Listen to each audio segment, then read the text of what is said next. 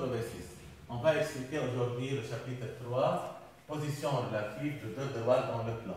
Avant de passer à expliquer quelles sont les positions relatives, il y a plusieurs positions.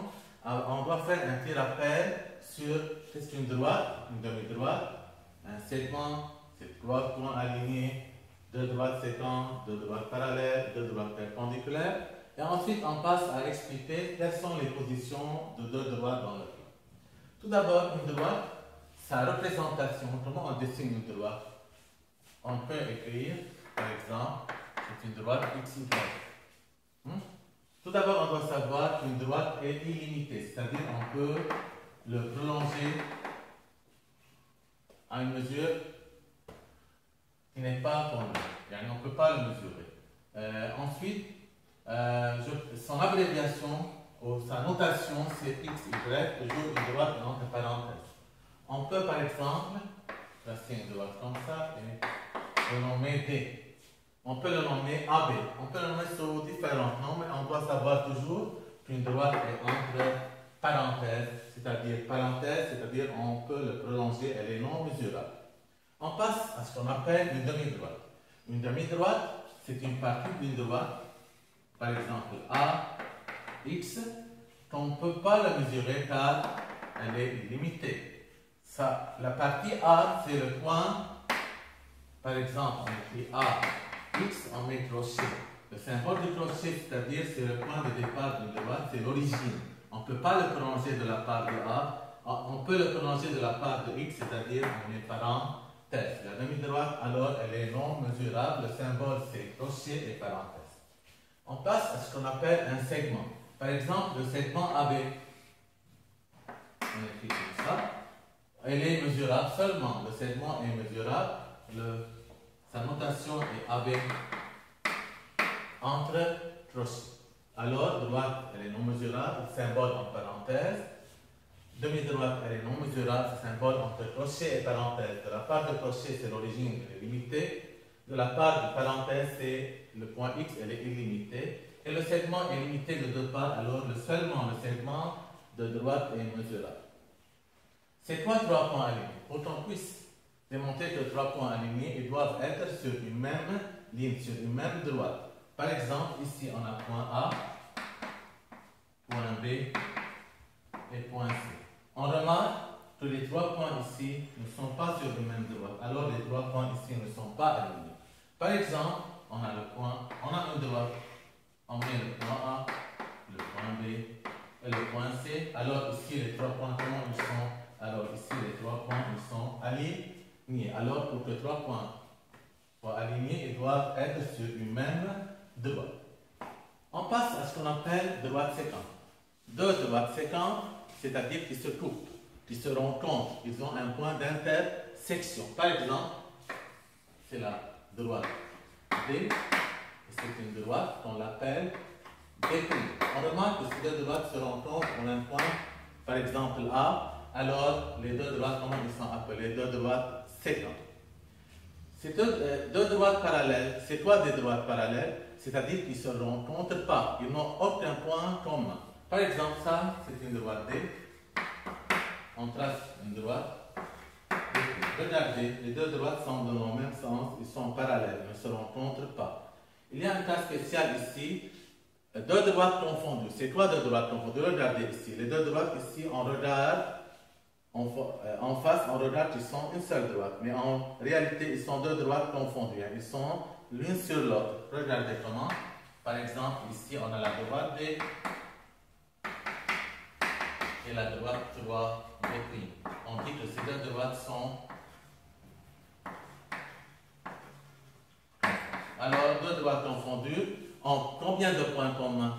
En plusieurs points communs, car ils se rencontrent en plusieurs points. Deux droites parallèles, combien de points communs ils ont? 0 point commun. Deux droites séquentes, combien de points communs ils ont? Un seul point commun. On passe à ce qu'on appelle deux droites perpendiculaires. Ces deux droites, c'est quoi des droites perpendiculaires? Ce sont des droites séquentes. Mais ils ont quelque chose en spécial, qui sont coupés sous forme d'un angle droit. Par exemple, ici la droite D et ici la droite D se rencontrent en point A. Ici, c'est l'angle droit, alors on dit que les deux droites, comment ils sont alors? Ils sont perpendiculaires, ils se rencontrent, ils sont séquents, mais ils sont séquents se trouvent sous forme alors d'un angle droit. On passe maintenant à expliquer quelles sont les positions de droite par rapport à d'autres droites. Par exemple, ici on a une droite D perpendiculaire à une droite D. Je vais tracer une droite D et une droite delta. Comment ils sont ces deux droites? Comme il nous a donné, ces deux droites sont perpendiculaires. Je vais tracer une droite qui s'appelle D', encore perpendiculaire à delta. Ça c'est la droite delta. Je trace une droite qui s'appelle D'. Comment elle est par rapport à la droite delta? Elle est encore perpendiculaire. Qu'est-ce qu'on remarque qu'on a obtenu? On remarque qu'on a obtenu deux droites, D et D'. Comment ils sont ces deux droites? Ils sont parallèles. Alors on dit donc, c'est un théorème, D est parallèle à D'. Le théorème dit si deux droites sont perpendiculaires à une même troisième ou bien à une même droite, alors ces deux droites sont comment? Ils sont parallèles. Ok? Deuxième position. On a D et D', ils sont deux droites. Comment ici ils sont?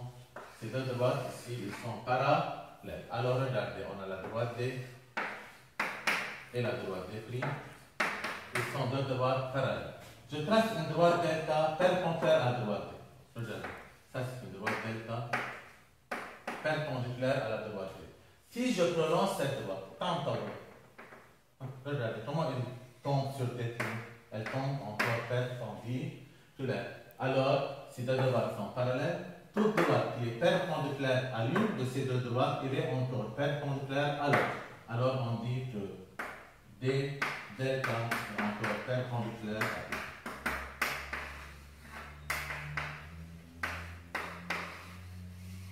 Ensuite, troisième position, on a D parallèle à delta. On trace une droite D et une droite delta. Comment ils sont parallèles? Alors ils ne se rencontrent pas, ils ont 0 point commun.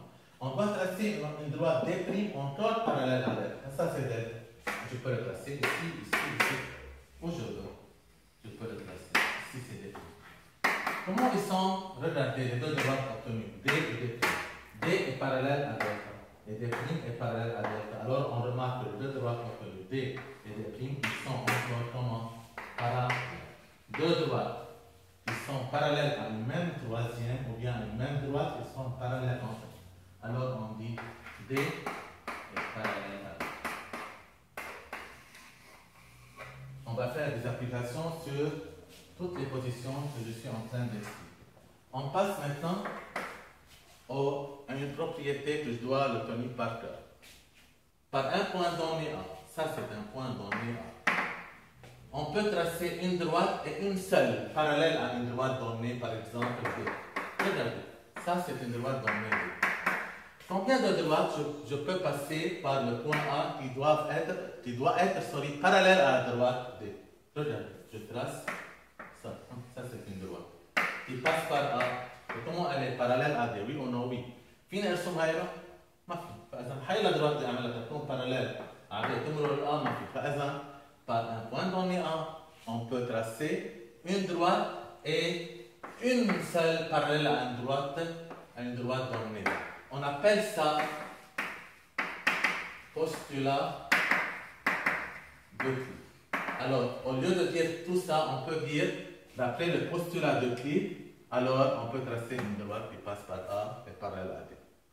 Et si je veux passer une remarque par un point donné A, combien de droites perpendiculaires je peux tracer à une droite D? Combien je peux tracer passant par le point A et perpendiculaire à la droite donnée D? Regardez.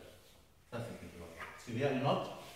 Non. Alors on peut tracer encore une seule droite passant par un point qui est parallèle à une droite ou bien qui est perpendiculaire. On a une seule point et pas d'autre. Et comme ça, on a terminé le cours de ce chapitre.